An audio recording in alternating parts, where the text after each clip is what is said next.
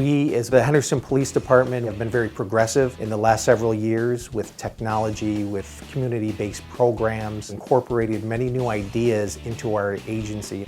What's unique about our department is our chief's vision to keep information flowing from patrol and the operational side of the PD through investigations, internal affairs, and through the command staff of our department. We get a lot of training based on case law. We get a lot of training based on our liability. Some of the new programs that we have implemented here at the Henderson Police Department are, we have a very well-known Internet Crimes Against Children program in our Detective Bureau. We instituted a new Dreams program in the schools with children. But one of the most important pieces over the last several years that we've done was institute a position called the Use of Force Training and Analysis position, really directed towards use of force and all the things that go along with use of force in our organization. One of the things that we did is we dedicated one of our officers to a full-time position as a use of force training and analysis officer. That officer is Jamie Borden.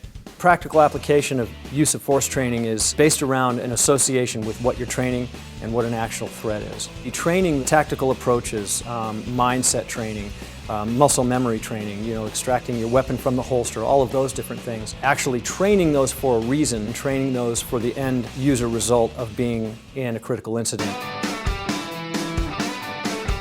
Use of force training is something that the Henderson Police Department has always taken very serious. It's important to understand use of force because it's the one thing that you'll certainly deal with at some point in your career as an officer. And if you don't know what you're capable of doing and what the law allows you to do and you exceed it, you could end up being a huge civil liability for yourself and for your agency and your city. Ready? Risk management and liability issues factor in the way that they would in any police department. We train extensively to keep ourselves out of a situation that may be laced with liability. My actual position and training use of force, we train practical application of mindset. We train to defeat complacency. We train to associate training with threats, and it's very much a mindset-oriented class.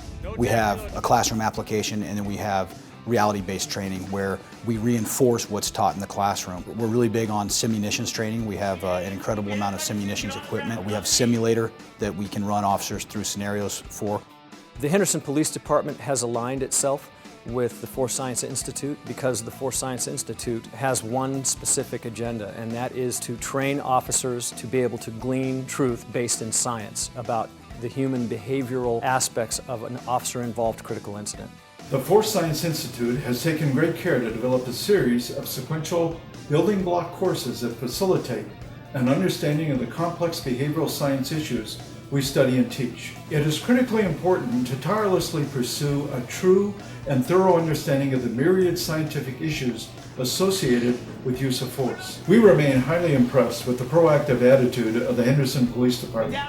They take use of force from a scientific standpoint, and they break it down even further, as opposed to just, okay, we deliver strikes. Well, why do we deliver strikes? Why do people react certain ways when a strike is delivered? Was the force necessary for the crime that was being committed? They're teaching us to be more proficient in our articulation of what we're doing and why we're doing things.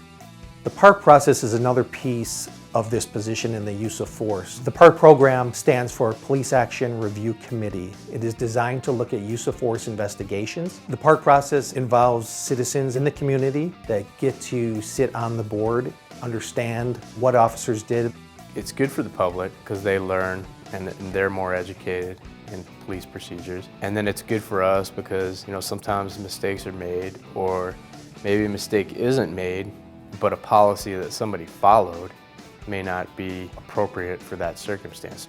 Not only does it recognize what the officers did and does it conform with policy and procedure, now what we do is we interview all the pieces and all the players that were involved in these incidences. We find out what information was obtained, and then we take that information and put that back into training itself so that they can learn from every incident of use of force.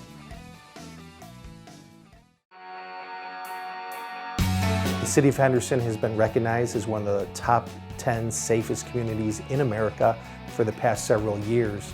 One of the things we try to look for is not only to do the best job we can locally for our city, but we're always trying to look for programs that we can do that actually change the course of policing in general. How to more intelligently apply your force and your training and using your head and keeping a good focus on what you're doing in the stressful situations when you're doing it. I am a firm believer that this position as a central cog and as a conduit for information and a flow of truthful investigation and fact-finding is imperative for any police department. The bottom line is that we have an administration that believes in us, and we believe in our administration.